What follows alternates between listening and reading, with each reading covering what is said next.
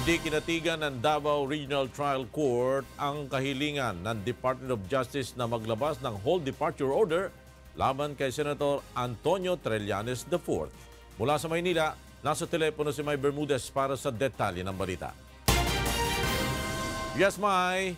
Floor, hindi pinagbigyan ng Davao City Regional Trial Court Branch 54 ang hiling ng Department of Justice o DOJ na whole departure order o HDO laban kay Senator Antonio Trillanes IV. Kaugnay ito sa kinakaharap na 4 counts of libel laban sa senador na inihain ni Presidential son Paulo Duterte at Presidential son-in-law Manny Scarpio na inakusahan umano ng senador ng pangingikil sa ride-sharing firm na Uber at iba pang kumpanya.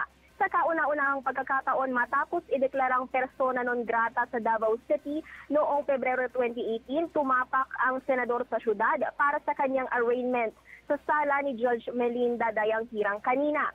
Sa 5 pahinang desisyon ni Dayang Hirang, iginiit nito na hindi flight risk si Trillanes at sinabing naniniwala siyang susunod ang mambabatas sa mga kondisyon ng kanyang provisional liberty. Una nang pinayagan ng Makati RTC na bumiyahe si Trillanes December 11 noong nakaraang taon para sa kanyang serye ng speaking engagement sa Estados Unidos at Europa. Nanindigan naman ang senador na hindi niya tatakasan ang kanyang mga kaso kagaya ng ginawa niyang pagharap sa korte ngayong araw.